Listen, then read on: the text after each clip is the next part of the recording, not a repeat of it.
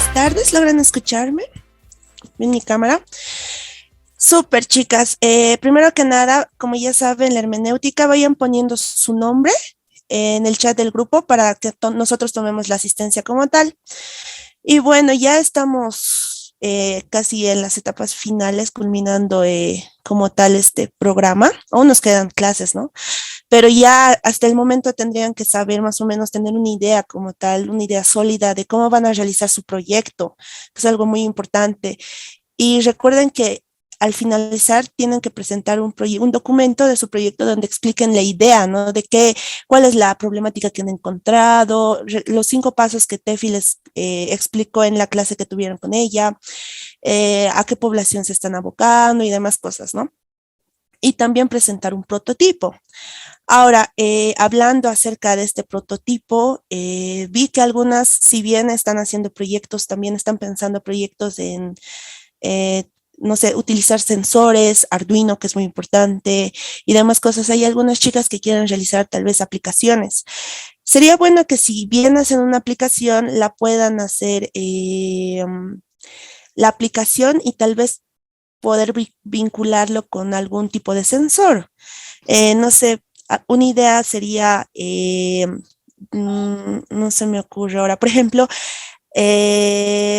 quiero saber el nivel del agua, digamos, o sea, algo básico. Entonces, cuando el nivel del agua llegue a este punto, que mi celular me muestre que, o pueda visualizar, por ejemplo, los datos que van a tomar, porque he visto que algunas están viendo mucho esto del agua y digamos que no sé, llueve, digamos, ha llovido y quieren recolectar agua en cubetas. Entonces, ustedes utilizan un sensor y lo ponen en cada cubeta, digamos, por así decirlo, en una cubeta. Entonces, cuando las cubetas se llenen, el sensor va a mandar datos a la aplicación y en la aplicación les va a decir, tenemos 4 cubetas llenadas. Es una idea súper básica, pero que tal vez ustedes puedan aplicarlo si es que quisieran realizar como tal una aplicación. ¿Ya? Ahora también vi que tenían algunas dudas respecto a cómo realizar un prototipo de una aplicación, porque como tal no hemos profundizado mucho en este curso acerca de programación, ya que trata acerca de robótica. Eso lo voy a ir viendo. El día de mañana voy a tratar de que la otra facilitadora les pueda explicar cómo podrían realizar el prototipo de una aplicación como tal. Hasta donde yo estuve pensando y demás, tal vez lo más óptimo es que ustedes, si bien van a hacer una aplicación, puedan realizar las interfaces gráficas. Ahora ustedes se preguntarán, ¿qué es una interfaz gráfica? O sea, una interfaz gráfica es todo lo que nosotros cuando utilizamos, por ejemplo, una aplicación, tocamos, o sea, los botoncitos, por ejemplo, en su celular, todo lo que ustedes pueden tocar. Ahora tengo mi celular, ¿no ve? Por ejemplo, el patrón de desbloqueo. Ustedes hacen es touch, ¿no? Entonces ustedes ponen su patrón de desbloqueo y automáticamente el celular ejecuta lo que ustedes hacen. Ya, eso es una interfaz de usuario. Detrás de lo que ustedes ponen, ¿no? Ya voy a desbloquear y mi patrón es este. Esa es la interfaz porque ustedes están poniendo y ustedes están realizando la acción que quieren que haga el celular. Detrás de eso está la programación como tal, toda la lógica y demás que de las condicionales y demás cosas. Entonces, el interfaz es todo lo que vemos. A ver, les voy a compartir la pantalla para explicarles un poquito más. Pero como les digo, el día de mañana voy a tratar de que la otra facilitadora les pueda tal vez mostrar si es que hay alguna aplicación para que ustedes puedan realizar un simulador, ¿no? De interfaces como tal. Y a ver, en este caso, ¿cuál llegaría a ser la interfaz? Todo lo que ustedes pueden ver. Mira, por ejemplo, ahorita ya he compartido mi pantalla. En este caso, la interfaz sería todo lo que vemos. Por ejemplo, esto, ahorita la presentación, ¿no? Para mí es bien fácil arrastrar cosas para ponerlo de forma bonita, digamos, estos cuadraditos y demás cosas. Digamos, si me voy acá, a esta página donde tengo Tinkercad, esta, esta, esta parte de acá que dice Google es una imagen. Entonces, yo puedo agarrar en mi simulador de interfaz, poner y voy a decir, quiero que en mi página web, digamos, voy a crear una página web, tenga un loguito un logo personal, digamos. En este caso sería Google. Ya quiero que esté en esta parte. Luego quiero poner un buscador. Entonces voy a añadir esta parte que te va a decir buscador. Luego voy a añadir una X, voy a añadir, si es que la persona quisiera llegar a buscar con voz, entonces voy a añadir un grafiquito que le indique que si presiona acá, este botoncito, si presiona este botoncito, puede buscar cosas directamente por su voz. Y en acá, digamos, cuando termine de hacer toda esta lupita, significa que va a poder buscar cosas, digamos. Esa es la interfaz gráfica como tal, es todo lo que nosotros vemos como usuarios, ¿ya chicas? Entonces, tal vez si desarrollan una aplicación les podría servir realizar interfaces gráficas de cómo quieren que hacerlo y demás. Al finalizar la clase les voy a mostrar un poquito más de interfaces para que me lleguen a entender de mejor forma. Como les digo, el día de mañana voy a hablar hoy con la otra facilitadora para ver si les puede explicar acerca de esto, ¿ya? Ahora, cuando hablamos de prototipo de proyectos que, o sea, sean robótica y tengan electrónica como tal, el simulador que tendrían que utilizar sería Tinkercad. Si es que tienen computadora, ¿no? Donde poder hacerlo, entonces pueden utilizar Tinkercad como tal. Ya con Alcid hicieron algunas pruebas. Conmigo, tal vez al finalizar la clase lo veamos un poquito más. Les voy a mostrar que hay sensores, componentes, varios que pueden utilizar en el simulador. Ahora, si se les dificulta el uso, tal vez no tienen acceso a una computadora como tal, una laptop, pueden hacerlo directamente a mano, en hojas de papel. Ustedes agarran una hoja de papel y comienzan a hacer, digamos, su esquema de circuito, como ya les hemos mostrado, ¿no? Los esquemas. Igual, al finalizar la clase les voy a mostrar cómo pueden buscar ustedes en internet, digamos, yo quiero representar simbólicamente para dibujar en mi esquema de circuito una resistencia. No me acuerdo cómo es la resistencia, entonces voy a ir a Google y voy a buscar simbología de la resistencia, digamos, y te va a aparecer, ¿ya? Y demás formas. Pero a ver, ahora sí, chicas, antes de empezar, al finalizar la clase vamos a tratar de ver un poquito más de cómo pueden realizar sus prototipos. Y bueno, la clase del día de hoy no es una clase muy extensa, ya que el día de mañana se va a complementar igual con otra de componentes. Y como ya han ido viendo hasta el momento algunos componentes básicos, ¿no? Hoy vamos a continuar con eso, sí, chicas. Entonces voy a hacer la presentación como tal de las diapositivas y demos inicio a las clases. Cualquier duda, pregunta que tengan, chicas, por favor, realícenlas en el chat y voy a estar atenta a eso. Denme un momentito, está cargando la pantalla. Súper. Chicas, entonces comencemos. Clase número 7, componentes 2. La segunda clase de componentes como tal. Ya han debido avanzar como tal el concepto de componentes, ¿no? Si me pudieran dejar en el chat qué entienden por componente, y voy a ir leyendo sus respuestas, chicas. Componente, hasta lo que avanzaron el día de ayer, ¿sí? Bueno, el día de hoy vamos a ver como tal motores, que es algo, es un componente muy esencial cuando hablamos en electrónica como tal. Vamos a ver el concepto. Un motor funciona de manera similar a los motores de aparatos domésticos, tales como lavadoras, ventiladores, etcétera. Y esto es debido a que cuando un alambre que lleva una corriente eléctrica y se encuentra entre los polos de un imán, dicho alambre experimenta una fuerza, la que al ser dirigida de manera correcta ocasiona la rotación del alambre y por lo tanto del motor. Bueno, en este pequeño párrafo que acabo de leer, básicamente nos dice que gracias a la corriente eléctrica que circula en un alambre, lo impulsa a que éste se mueva entre los polos, o sea, que haga este movimiento. Si pueden ver mi cámara, chicas, en mi cámara estoy haciendo el movimiento con mi dedito. Gracias a esa corriente, ese impulso de corriente eléctrica entre los dos polos, al alambre lo impulsa y hace este movimiento, como ven en mi dedo. ¿Logran ver mi cámara? Es así, es este movimiento como tal. Es como una hélice, ¿no? Que se mueve así. ¿Ya?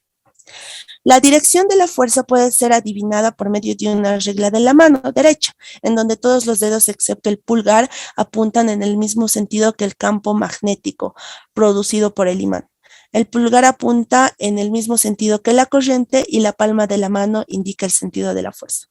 Ahora, cuando hablamos de mano, la ley de la mano derecha es esta, chicos. ¿Pueden ver mi cámara, chicas, por favor? Es esto. Es como una pistolita. ¿Pueden ver?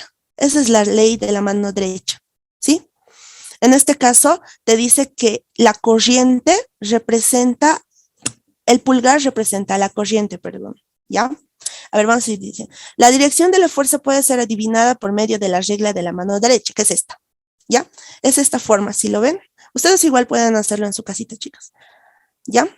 En donde todos los dedos, excepto el pulgar, apuntan en el mismo sentido que el campo magnético. Allá. En este caso le está tomando de este sentido la ley de la mano derecha, chicos. Directamente, su palma está recta y su pulgar está hacia arriba, ¿ya? Te dice que la palma apunta en el sentido en el mismo sentido que el campo magnético, que es producido por el imán, gracias al imán. Y el pulgar apunta en el mismo sentido que la corriente, y la palma de la mano indica el sentido de la fuerza. Entonces nos dicen, en este caso, el movimiento como tal, o sea, todo este pequeño concepto que acabamos de leer, este pequeño párrafo, nos indica que gracias a la mano derecha podemos llegar a saber en qué eje, a qué lado el motor se va a llegar a mover. En este caso, si esta es la corriente y esta es mi palma que como tal, que indica el sentido de la fuerza, entonces, ¿qué se llama? Mi motor se va a mover de esta forma. Si lo pueden ver así, en mi cámara, estoy mostrando en mi cámara, chicas, el movimiento como tal. Sería así. ¿Sí? Sí lo ven. En ese sentido se llegaría a mover como tal el motor. Más que todo ese párrafo nos indica esa parte. Pero en la práctica como tal no es tan necesario que manejen por el momento la ley de la mano derecha, ¿ya? En física tal vez ya han llegado a ver campos magnéticos, la ley de la mano derecha, porque igual se lo utiliza para la parte de vectores y demás cosas. Pero en esto, eso nos indica, digamos, el movimiento como tal. Ahora, existen diferentes tipos de motores, chicas, y su aplicación igual es variada. Como dice acá en la primera parte, los motores se pueden implementar en aparatos domésticos, como lavadoras, ventiladores. Ahora, en mi cámara les estoy mostrando un motor. Este es un motor así súper clásico. Si lo pueden ver, es un motor DC. Ya, chicas, existen igual diferentes tipos de motores, ¿ya? Como pueden ver, en este motorcito tenemos en la parte de arriba como una puntita que sobresale, ¿no ven? Ese es su hélice. Enseguida les voy a explicar para qué sirve. Luego, por la parte de abajo vemos que tiene como dos pines, ¿ya? Entonces acá se conecta el positivo y el negativo de nuestro generador o de nuestra batería, ¿ya, chicas? En este caso, este motor, si no estoy mal, es de doble hélice, porque pueden ver, en la parte de arriba igual tiene una puntita sobresaliente y en la parte de abajo igual, una colita sobresaliente. Súper. Ahora, ¿cómo funciona este motor? Nosotros cuando conectemos a un generador o una batería, este motor automáticamente va a generar una fuerza gracias a la corriente eléctrica, como dice acá, ¿no? Que se va a impulsar entre los polos que tiene acá dentro el motorcito y gracias a eso va a generar movimiento en la parte de arriba, o sea, en esta hélice. Esta hélice va a comenzar a rotar así, sobre su propio eje. Va a rotar así. Ahora, ¿qué podemos hacer con ese motor? ¿Qué hacemos con este motor? Por ejemplo, en sus autos, de seguro siempre han escuchado, el motor se ha puesto mal o el motor, ¿no ve? Entonces, ¿cómo funciona en el carro, digamos? Tenemos este motor y podemos poner una llanta, por ejemplo, acá. Si lo ponemos una llanta y hacemos funcionar el motor, la hélice va a girar, ¿no ve? Y si a la hélice le conectamos esa llantita, entonces la llantita va a girar juntamente con la hélice. Entonces ya vas a poder producir movimiento, se podría decir, ¿no? Ya realizando tal vez un mecanismo más complejo, gracias a un motor puedes llegar a hacer mover 4 llantitas, como en los autitos de carrera. Ahora, si a esta hélice le ponemos, digamos, un ventilador, esas hélices, ¿no ve? Que se tienen en los ventiladores, lo ponemos, entonces, y lo hacemos funcionar, va a girar. ¿Y en qué se va a convertir este pequeño motor con la hélice? Va a ser un ventilador, digamos, va a ser un pequeño ventilador. Y eso es gracias al motor. Entonces, hay diferentes aplicaciones para los motores. Los motores están en nuestro diario vivir, chicas, y hasta el momento no se habían dado cuenta. Están en absolutamente todo que se necesite, digamos, un giro sobre su propio eje, digamos. No sé, a ver, otra aplicación para motor podría ser, por ejemplo, En los centros comerciales, en las gradas eléctricas, ¿no ve? Existe un movimiento. ¿Qué impulsa ese movimiento? Gracias a un motor, pero en este caso no, ya no es un motor así de chiquitito. Existen igual motores DC y motores AC, chicas. A ver, antes de seguir, y estoy viendo que me están dando ejemplos, súper chicas. Voy a ir antes de seguir leyendo los comentarios al respecto de la primera pregunta. Los componentes eléctricos son las partes que componen el circuito. Ya me parece una buena definición. Forman un algo, un objeto, componen algo, forma parte de un circuito, es verdad. Componen un todo, son piezas de un sistema. Ya, súper, súper, súper chicas, me alegra. Está claro el concepto de componentes como tal que tienen y permiten el funcionamiento particular. Ya, súper chicas. Ahora, leyendo, estos motores, si bien hay de este tamañito, como pueden ver, súper pequeñito, igual existen motores súper grandes, ¿ya? Existen, en este caso los podemos clasificar en motores DC, motores AC. Cuando conmigo han pasado la clase de ¿qué se llama? Generadores DC, generadores AC, han entendido la referencia, ¿no? ¿Cuándo se utiliza DC? ¿Cuándo se utiliza AC? Si me podrían decir, por ejemplo, así súper rápido, a ver, voy a ver si alguien comenta, súper, súper rápido, entre la diferencia de DC y AC que hemos visto. O bueno, si alguna de ustedes se acuerda, generadores AC y generadores DC. Y a ver, tal vez no se acuerda muy bien. Cuando hablamos de DC es cuando queremos manipular una cantidad no tan alta de voltaje. O sea, es mínima lo que queremos manipular. Pero cuando ya hablamos de manipular altas tensiones, recuerden que tensiones es igual a voltaje, chicas, ¿sí? Ya necesitamos como tal un generador AC porque está manejando altas tensiones y aparte lo queremos realizar a grandes distancias, digamos. Queremos impulsar algo que es sumamente pesado, por así decirlo. ¿Ya? Entonces, en este caso, si hablamos, por ejemplo, como les estaba diciendo hace rato, de unas escaleras eléctricas de un centro comercial, ¿creen que un motor de este tamaño pueda llegar a realizar ese trabajo? No es posible. Necesitamos un motor mucho, mucho más grande, incluso que sea de tipo AC. ¿Por qué? Porque va a funcionar a altos voltajes, altas tensiones, ¿no ve? Entonces, todo tipo de motor tiene su aplicabilidad exacta. Igual hay motores paso a paso. Eso es su nombre, paso a paso. ¿Por qué? Porque estos motores van de poco a poco, o sea, van de uno en uno. Su movimiento de la hélice en este caso no es así súper rápido, como de la licuadora, he visto un ejemplo, ¿no ve? Sino es paso a paso, o sea, van de uno en uno, en uno, en uno, en uno, así, poco a poquito. Y tal vez eso se necesita en un tipo de proceso, no sé, por ejemplo, para, allá, hablando en industrias, cuando ven que empaquetan o botellas, ¿no ve?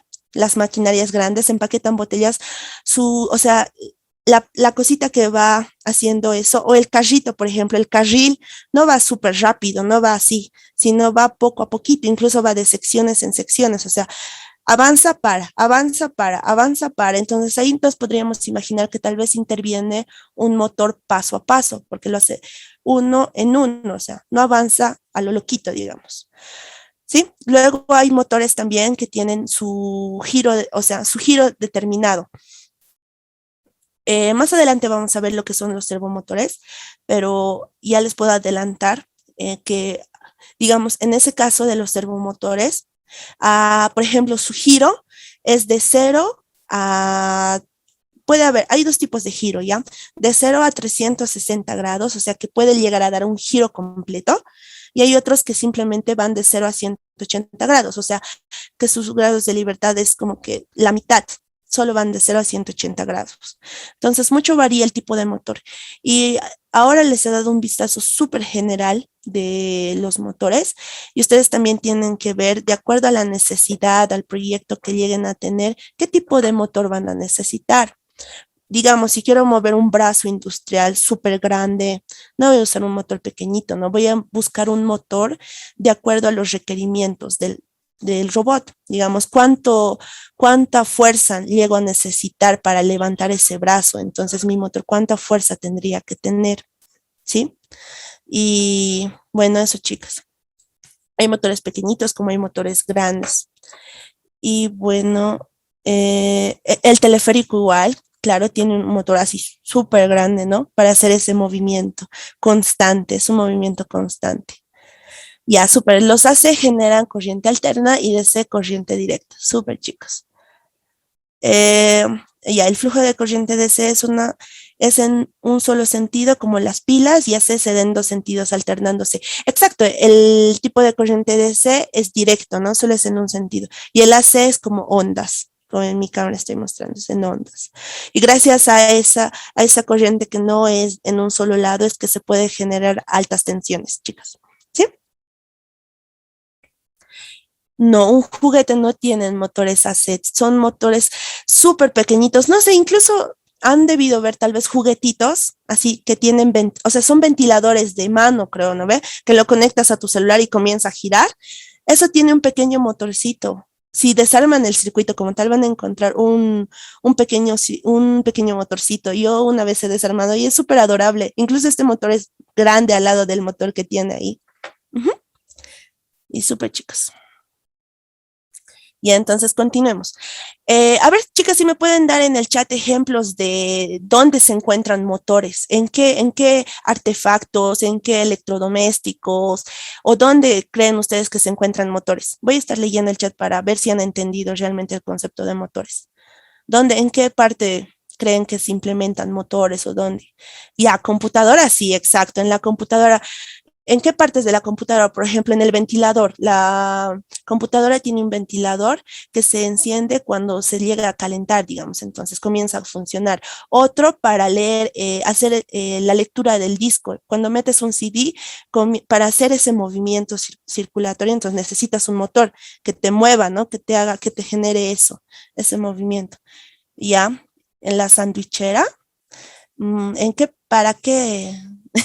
Bueno, si me puedes aclarar un poco en qué exactamente para la sandwichera. Y en la impresora sí, para los rodillos, digamos, para moverlo. Claro, en el DVD también, en la secadora de cabello sí. Secadora. Bueno, ya, han ido. Ya, en el control remoto no creo que haya un motor porque a ver, chicas, cuando hablan de componentes también tienen que saber que no va a estar en absolutamente todo, sino está donde es necesaria su presencia el componente, o sea, su funcionalidad es útil. En un control remoto realmente no veo en qué parte de como tal de alguna función que cumple el control puede ser necesaria. Maquinarias de costura, claro que sí. Las máquinas, por ejemplo, de costura tienen su motor que es súper grande. Si alguna de ustedes tiene su máquina, es súper grande su motor, ¿no? Porque necesita mucha fuerza. En la sandwichera realmente no creo que esté un motor para calentar. Ese es otro tipo de componente. Debe ser un componente térmico, que hablamos de calor, digamos. Otro tipo de componente. No creo que esté como tal en la sandwichera, pero no estoy muy segura. Habría que averiguar. En los aviones sí, sí hay. Súper.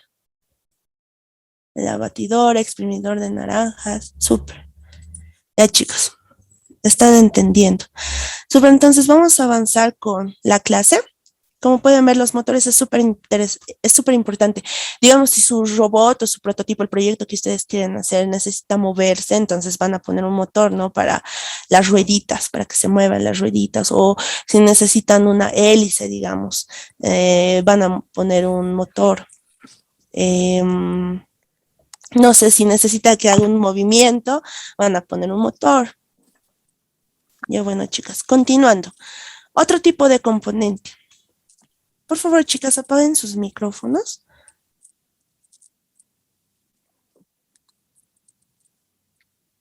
Ya, todas las preguntas respecto a las actividades y demás lo vamos a hacer al finalizar la clase, chicas, por favor. Sí, ahorita hablemos netamente de lo que estoy explicando para no desviarnos del tema.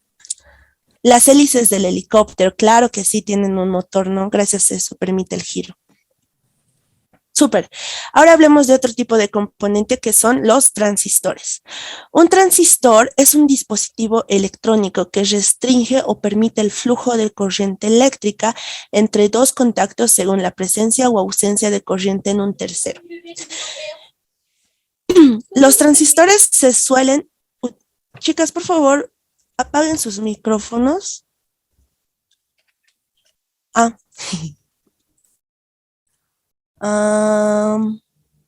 Ya, súper.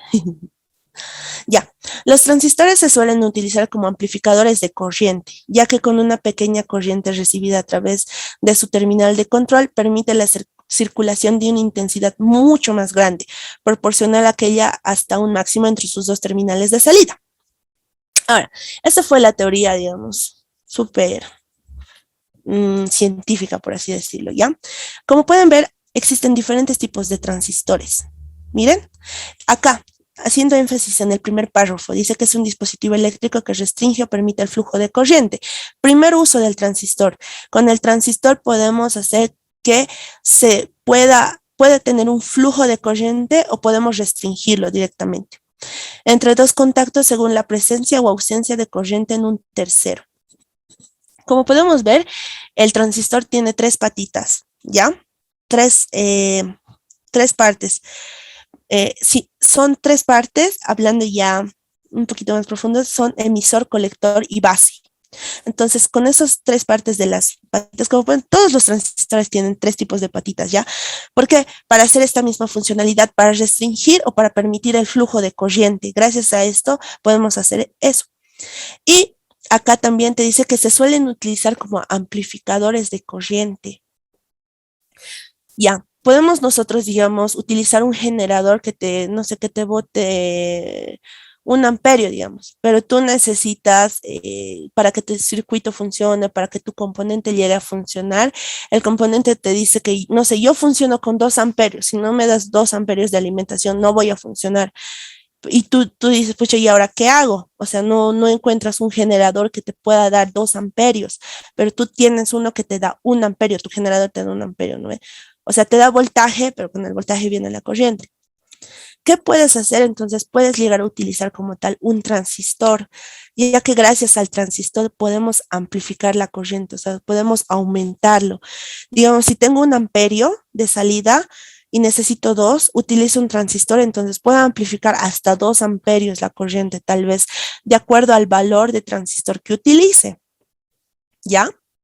Y te dice que a través de su terminal de control permite la circulación de una intensidad muy grande, ya chicas, cuando hablamos de corrientes.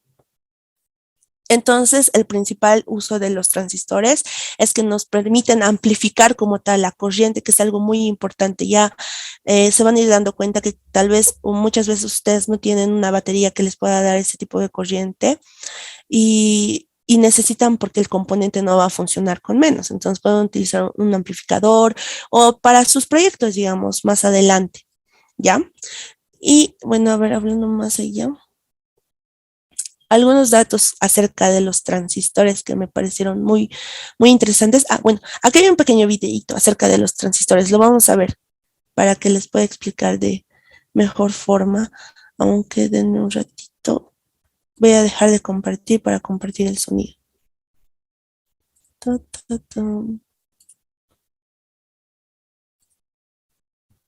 Los aparatos electrónicos que nosotros usamos durante el día. Gracias a él tenemos teléfono, computadora, radio, televisor y muchos aparatos más. A este componente omnipresente se le conoce como transistor, pero Y ahora sí. está presente en la mayoría de los aparatos electrónicos que nosotros usamos durante el día. Gracias a él tenemos teléfono, computadora, radio, televisor y muchos aparatos más. A este componente omnipresente se le conoce como transistor. Pero, ¿quién lo inventó? ¿Qué es? ¿Para qué sirve? ¿Y por qué está en todos lados?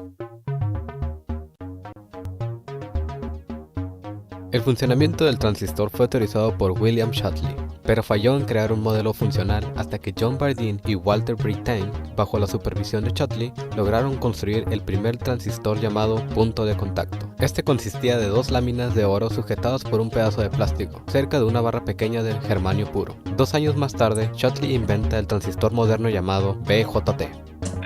Shotley no fue el único que teorizó o imaginó el transistor. Julius Lehlenfeld y Oleg Losev se acercaron a una teoría similar, logrando inventar y teorizar otros componentes como el FET y el LED. El transistor reemplazó el tubo de vacío, ya que estos eran grandes, caros, tendían a romperse y quemarse con facilidad, lo cual les daba un tiempo de vida muy corto. Un transistor internamente está formado por la unión de 3 cristales semiconductores, 2 del tipo P y 1 del tipo N, o caso contrario, 2 del tipo N y 1 del tipo P. Externamente tiene 3 pins que llevan los nombres emisor, base y colector. Es muy importante saber identificar qué pin es cuál para poder usarse de manera correcta como amplificador o como interruptor. Este uso es lo que lo hizo un dispositivo indispensable e importante para las nuevas tecnologías. Gracias a los materiales semiconductores, el transistor puede ser pequeño y tener varias aplicaciones, lo que ayuda a reducir el circuito electrónico de varios aparatos, principalmente el radio, el televisor y el teléfono. El transistor es el componente electrónico más utilizado del mundo y en menos de un siglo ha revolucionado la electrónica. Este componente se ve muy prometedor, con compañías que compiten para hacerlo cada vez más chico y eficaz, usando tecnología de superconductores y nanocables, los cuales veremos surgir con el paso del tiempo. Si quieres seguir alimentando tu curiosidad y expandir tu mente, puedes consultar la descripción del video para ver las fuentes que hicieron posible este tema. No olvides suscribirte y darle like para seguir alimentando tu mente. Ya bueno, chicas, como han visto, los transistores son un componente muy fundamental cuando hablamos de electrónica y están absolutamente en todo lado. Más que todo por esa funcionalidad que les había dicho, ¿no? Que puedan amplificar la corriente. ¿Y esto por qué? Porque, como, mira, hablando de un ejemplo claro que tengo acá, la segunda generación de las computadoras reemplazó las válvulas de vacío por los transistores. Por eso las computadoras de la segunda generación son más pequeñas y consumen menos electricidad que las de la anterior. Ahora, la primera generación, hablando de computadoras, la primera generación de computadoras como tal utilizaban lo que son válvulas al vacío. ¿Esto por qué? Porque necesitaban una gran cantidad de electricidad para funcionar, ¿ya? Y con las válvulas de vacío conseguían eso, conseguían llegar a ese punto para que llegue a funcionar como tal una computadora. Pero pues la computadora era tamaño de un cuarto entero, chicas. O sea, imagínense, era enorme esa computadora, ya con la invención como tal del transistor, que en ese pequeño chip, que es súper chiquitito, hay diferentes tipos de transistores, ya, pero es más o menos, si ven mi cámara, ahorita estoy mostrando, es más o menos de este tamañito, en este momento no lo tengo, pero es más o menos de este tamaño un transistor, es súper pequeño. Y gracias a los transistores es que la segunda generación de computadoras como tal ya se ha llegado a utilizar netamente transistores. Y de igual forma, miren que las computadoras son sumamente grandes. Si lo ven acá, todo esto es una computadora como tal en la presentación. Así imagínense, conforme ya la tecnología fue avanzando, se fueron creando lo que son los microcontroladores. Un microcontrolador es donde se encajan todos los componentes de forma súper diminuta, pequeñísimo, y los transistores pues ya son así súper pequeñitos que están en un microcontrolador. Ahora imagínense que de computadoras tan grandes que cabían en un cuarto, hemos llegado a lo que son las portátiles, las laptops portátiles, que funcionan de igual manera que las computadoras, ¿no? Este avance fue gracias a la evolución como tal del transistor. Es algo muy importante en la historia como tal, este componente, chicas. O sea, pueden verlo y más que todo por la funcionalidad que ya les explicaba.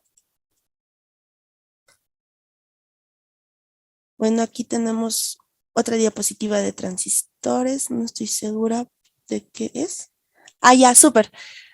Este es un poquito de la historia de las computadoras. Quería que lo vean para que tengan una imagen más de mejor forma planteada. Aquí está. Como les estaba diciendo. La computadora es uno de los inventos más maravillosos del hombre. Con ella podemos hacer cosas increíbles. Ordene, mi amo. Ya desde la antigüedad se buscaba la forma de calcular con rapidez. La palabra cálculo significa piedrecita, por el tipo de ábaco usado en Roma para sumar y restar. Luego aparecieron el sactal de cuentas y el ábaco oriental. Mas el mundo se fue complicando y las cuentas también. En 1642, Blas Pascal inventa una máquina que suma, resta y guarda los resultados. De ellas surgieron otras máquinas que también multiplicaban y dividían. 191 años después, se piensa en una calculadora casi automática. Fue en 1833 cuando Charles Babbage ideó un equipo gigantesco movido por vapor que recibía los datos con cartones perforados. Aunque este proyecto nunca se realizó, sí quedaron sus ideas.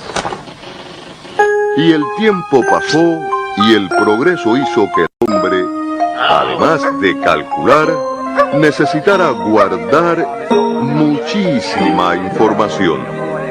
Por eso el ingeniero Hermann Hollery inventa una máquina para censar la población de Estados Unidos en 1890. Funcionaba con electricidad y tarjetas perforadas.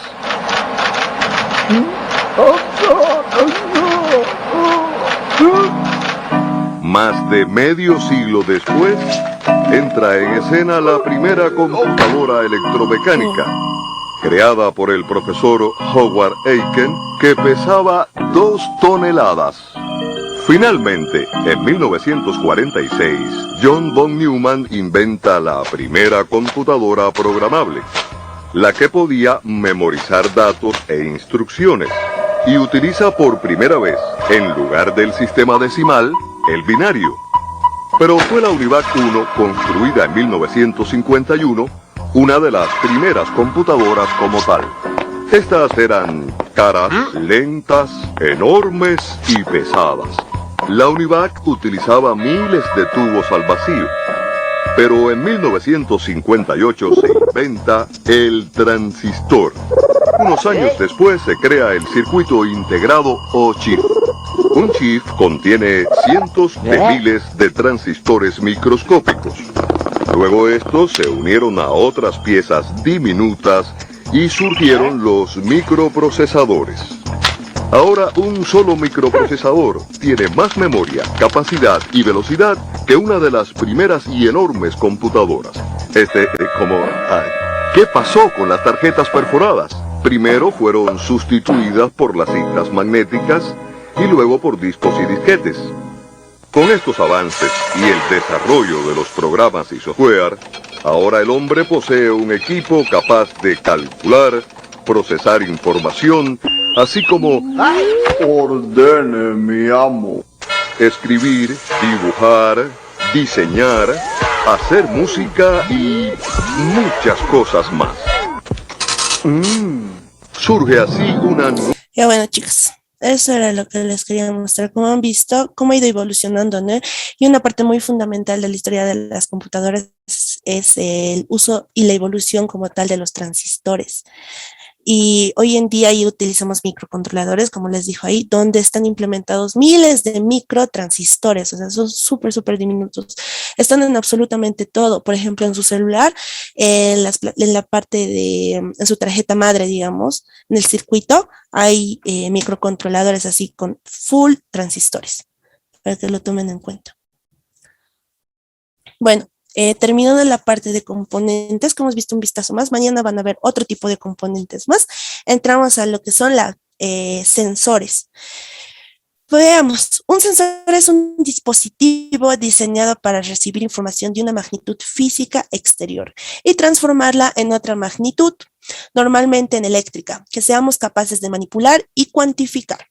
Se observan algunos ejemplos de magnitudes físicas que son leídas en los sensores más comunes: luz, intensidad lumínica, distancia, temperatura, movimiento. Los sensores son muy usados en electrónica, pues brindan información del mundo exterior y la transforman en magnitudes que son manejables por los circuitos, en voltaje o intensidad de corriente. Ahora, Esa es la definición que tenemos como tal. Pero a ver, para darles una mejor explicación, acá dice, en el primer párrafo, un sensor es un dispositivo diseñado para recibir información de una magnitud física exterior. ¿Qué es una magnitud física exterior? Ahora, digamos, no sé, ahorita, por ejemplo, estoy en mi cuarto de estudio, una magnitud física exterior puede ser la luz que está entrando de la ventana. Esa es una magnitud física exterior. Gracias a un sensor, la puedo captar, digamos, un sensor específico para esa función. Y ese sensor va a captar esa magnitud de la luz, digamos, y la va a transformar en una magnitud, en este caso, eléctrica, como dice ahí, normalmente eléctrica. ¿Para qué? Para que podamos utilizarlo nosotros podemos utilizar los datos, como tal, los datos de la luz, ¿ya? Y lo podamos programar en Arduino en este caso. Y aquí te dice, si observará algunos ejemplos de magnitudes físicas que son las leídas en los sensores más comunes. Como he dicho, la luz, intensidad lumínica. ¿Qué me voy con intensidad lumínica? Ahorita si yo prendo mi foco, va a haber una intensidad lumínica, digamos, donde estoy yo. Pero más atrás va a haber otra intensidad lumínica. La intensidad lumínica varía de acuerdo a dónde tú te encuentres en un espacio determinado. Ya nunca es lo mismo, chicas, por si acaso. Luego, otra magnitud física es la distancia. Claro, a cierta distancia yo puedo detectar con un sensor, digamos, distancias. Quiero que, ya, distancias. Después, temperaturas. Puedo detectar si es frío, si es calor, si está tibio y demás cosas. Movimiento. Sensores de movimiento hay muchos, una magnitud física. Ahora quisiera que por favor en el chat ustedes me indiquen qué otras magnitudes físicas más conocen o qué otras magnitudes físicas me quisieran mencionar por el chat, chicas. Voy a estar leyéndolo. Gracias a esas magnitudes físicas, a la necesidad que ha surgido de manejar como tal los datos, manipularlos, han nacido los sensores. ¿Ya? Como dice acá, los sensores son muy utilizados en electrónica, pues brindan información del mundo exterior y la transforman en magnitudes que son manejables por los circuitos, ¿ya? A ver, voy a leer, ya hay algunos como tal. Ya, fuerza, sí, es una magnitud física. A ver, ¿dónde está? Recuerden que, a ver, para que se den cuenta, para cada magnitud física, hasta el momento se ha ido creando un sensor. Entonces ustedes dicen, a ver, no sé si quiero medir distancia. Distancia, sí, es una magnitud física. Entonces seguro hay un sensor que me va a ayudar a medir esa distancia. Van a ir pensando así poco a poco, chicas. Para su proyecto igual les va a ayudar. Después, ya. Carritos de no, esto es del anterior. No, estoy bajando a sus comentarios. Me alegra que estén participando, son súper activas, chicas. Eso está bueno. Eso dice que están entendiendo. Un ratito sigo bajando los comentarios. Tararararara. Ya, volumen sí es una magnitud física, chicas. La masa no estoy muy segura si es una magnitud física. Claro, la masa se lo podría representar como peso. Sí, es una magnitud física. Presión, sí, calor, frío. Temperatura sería, ¿no? Sonido, potencia, distancia, frecuencia, humedad. La humedad sí es una magnitud física muy utilizada. Más que todo la humedad se utiliza, digamos, cuando, no sé, por ejemplo, tu plantita no sobrevive a cierta humedad o la comida a cierta humedad se putrefacta de forma más rápida, ¿no? Aceleración, ondas de sonido, resistencia de longitud, temperatura, fuerza, presión.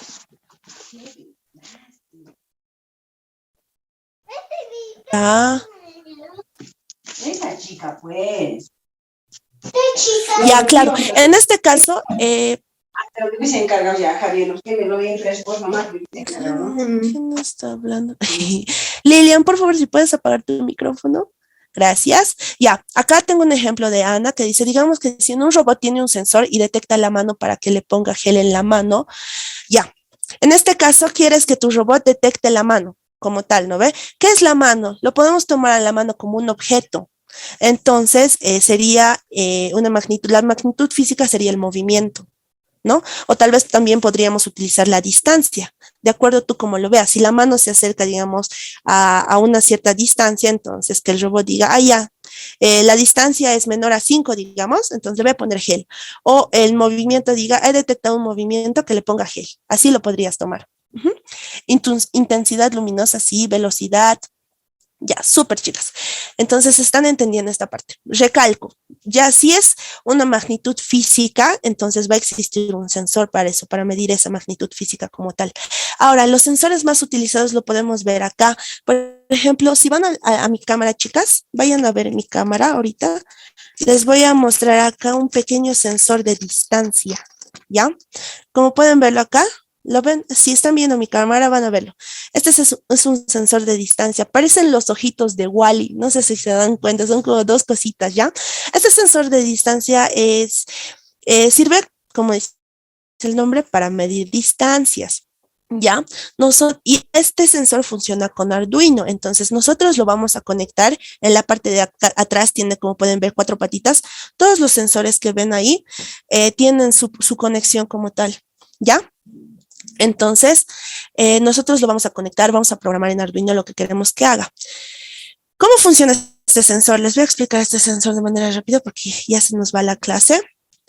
No sé si ubican los murciélagos. Los murciélagos o sea, ¿cómo se dan cuenta? Porque son ciegos, ¿no ve? Y ellos generalmente vuelan o se trasladan en la noche. Entonces ustedes se ponen a pensar y dicen, pero si los murciélagos unos son ciegos, ¿y cómo se pueden trasladar en la noche? Es porque tienen lo que es la ecolocalización. Entonces, es como que gracias a ondas de sonido que botan, eso les rebota y les da una ubicación, por así decirlo. No sé si me entienden.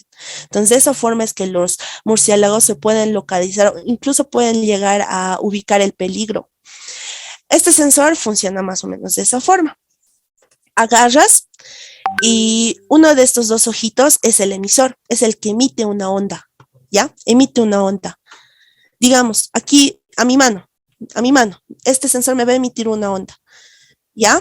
Y de acuerdo a la distancia que va a medir en el tiempo, esta onda que me ha botado va a rebotar y va a llegarlo a este otro ojito. Y le va a decir, y haciendo igual programación en Arduino y demás cosas, te va a decir, ah, ya, la mano ahorita está a 5 centímetros. Voy a poner, ah, ya, la mano ahorita está a 10 centímetros. Y es de esa forma que el sensor de distancia funciona.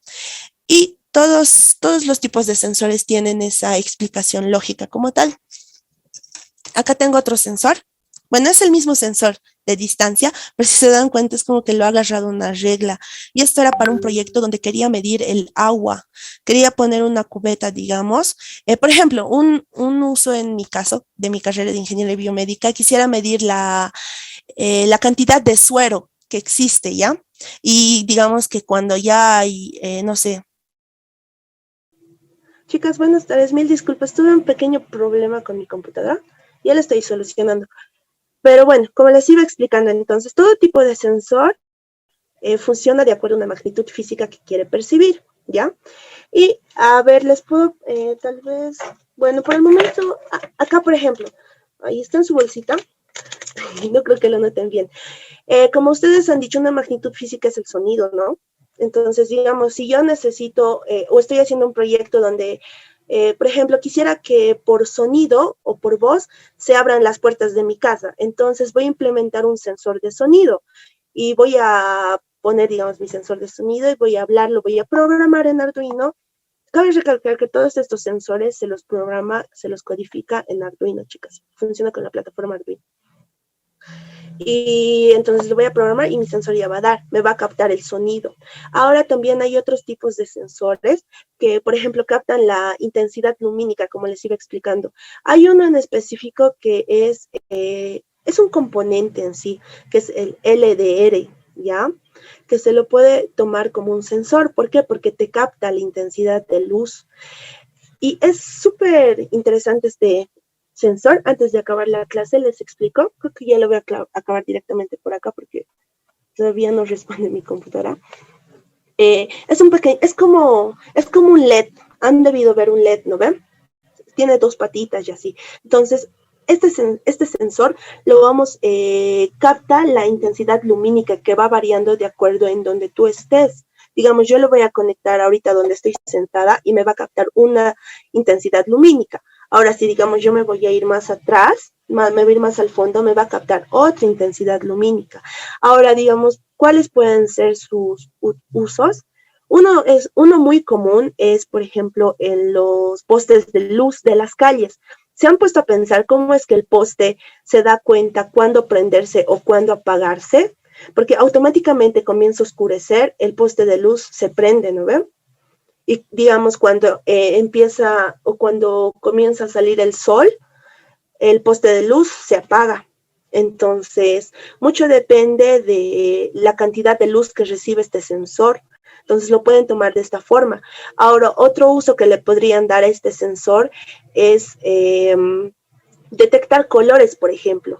Como les digo, va a ir variando. Yo, digamos, si pongo un papel de color y pongo, digamos, una luz que lo ilumina este papel como tal, mi sensor va a captar un diferente tipo de luz de un color verde a un color rojo, digamos. Entonces ahí podría detectar colores. ¿Para qué me serviría? Tal vez me podría servir como tal para, no sé, digamos, en las industrias para separar manzanas buenas de las manzanas malas, digamos.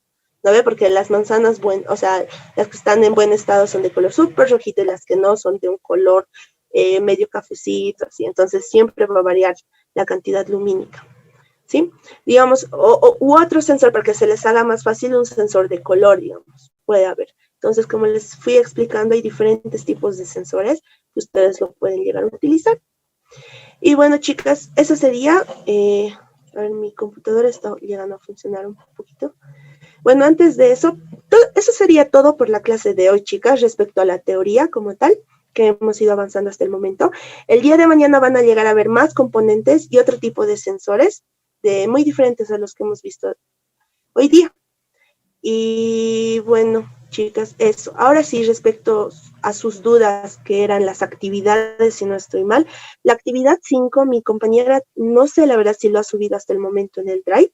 Terminando la clase voy a ver si no, entonces le voy a decir para que lo suba y les vamos a avisar. Recuerden que todos los cuadernillos de trabajo están en la carpeta que dice cuadernillos de trabajo. Eso es donde nosotras subimos las tareas. Luego hay otra carpeta que dice presentaciones y es donde nosotros subimos las presentaciones de cada clase. Muy aparte hay otras carpetas que dicen resolución actividad 1, digamos. En esa carpeta que dice resolución actividad 1, tendrían que subir su tarea de la actividad 1, en la que dice resolución actividad 2 de la 2, y así consecutivamente, chicas. No van a tocar la carpeta de cuadernillo ni la carpeta de presentaciones, porque eso es donde nosotras subimos material, ¿sí? Ya, respecto a los videos de la plataforma de YouTube, en sí se están encargando como tal la GTIC. Lo que pasa es que una vez terminada la clase lo van a editar, tienen que poner el logo y demás cosas, y lo suben como tal a la página que es AGTIC. He visto la anterior vez, creo que ya estaba hasta la clase 3, si no estoy mal subida, o hasta la clase 2. Entonces ustedes pueden buscar en YouTube AGTIC, entran a la página y les va a aparecer los cursos como tal. Dice robóticas, nivel 1, nivel 2, nivel 3, ¿sí? A ver, voy a ir leyendo sus preguntas. Ya, la actividad 5 y 6 no están en el Drive. Ya, entonces voy a hablar con mi compañera. Tal vez se olvidó subirlo, tuve algún contratiempo, chicas. Le voy a decir que lo sube el cuadernillo de trabajo. Y ya. Lo borro porque antes estaba. Chicas, por favor, les voy a hacer que no borren las carpetas como tal de Drive. Nosotras hemos visto esa forma de poder dar solución a las personas que no tenían acceso, pero si ustedes van a borrarlo como tal carpetas, van a estar moviendo, entonces no vamos a poder trabajar de manera óptima, ¿sí? Ya, las actividades lo pueden entregar en dos formatos. El primer formato es que ustedes lo editen sobre el mismo documento que les hemos mandado y lo pongan en formato PDF. Y después lo suban a Drive. Otro es que ustedes lo pueden imprimir como tal el cuadernillo de trabajo, lo pueden llenar a mano, sacan foto y lo suben al Drive. Lo pueden comprimir en un PDF o lo pueden subir directamente al Drive las fotos. Otro es que todo lo hagan a mano, digamos, y tampoco habría problema, ¿sí? Ya bueno, las actividades del 1 al 4 está abierto hasta el viernes a medianoche, si no estoy mal. ¿Ya? Para la actividad 5 y 6 que les dio mi compañera, no sé, le voy a preguntar hasta cuándo está, ¿qué se llama? Hasta cuándo está activo. De igual manera, mañana ella les va a dar la clase, entonces le pueden preguntar directamente, pero yo ya hoy día le voy a adelantar sobre los cuadernillos de trabajo. Y ya, no era ya. Respecto a el proyecto, a ver, el proyecto como tal, al finalizar las 12 clases que tenemos programadas, ustedes chicas tienen que presentar un proyecto final. ¿Cómo se va a proceder? Tienen que presentar un documento donde expliquen, les vamos a dar los pasos más adelante, pero en ese documento básicamente tienen que explicar el problema. ¿Cuál es el problema que han encontrado para realizar su proyecto? 2, ¿cuál es la población a la que va abarcada su proyecto? Después, la solución, ¿cómo están solucionando ese proyecto? Si revisan las presentaciones, si no estoy mal, en la clase 2, Tefi les dio el árbol de problemas, ¿no ven? Y también en la clase 2 o 3 les ha dado los 5 pasos para realizar el proyecto, que era empatizar, la problemática y demás cosas. Entonces pueden ir revisando las presentaciones que están en el Drive y que también están en la plataforma. Esas presentaciones sí están en el Drive y la plataforma. Entonces lo van revisando y ahí están los pasos como tal. Ahora, muy aparte del documento donde van a explicar todo, tienen que presentar un prototipo. Por ejemplo, si van a usar un circuito electrónico donde van a utilizar sensores como tal, sería bueno que utilicen el simulador Tinkercad, que lo han visto con Alcira, ¿no? En las anteriores clases que tuvieron con ella, porque en el simulador Tinkercad tienen sensores, chicas, tienen sensores como este, y o sea, lo pueden ver ahí. Ya voy a decir igual que mañana les explique eso. ¿Cómo pueden conectar esto? Buscan literal sensor de distancia y les va a aparecer en Tinkercad. Entonces ustedes ya hacen las conexiones respectivas que algo hicieron con Alcira para ver, digamos, cómo puede funcionar esto y demás. Y eso, chicas, digamos, ahora si están haciendo una aplicación, eso igual estaba viéndolo. Voy a consultar con las otras facilitadoras si tal vez puedan realizar una interfaz gráfica de la aplicación y donde expliquen, digamos, si pulso este botón, va a hacer esto en mi aplicación, si pulso este botón, va a hacer esto en mi aplicación, en este cuadro va a recopilar información, digamos, o si no, con este botoncito me va a en esta pantallita me va a decir cuando algo esté mal, cosas por el estilo, ¿ubicas? Claro, el prototipo se puede hacer por Tinkercad, porque está simulando, chicas.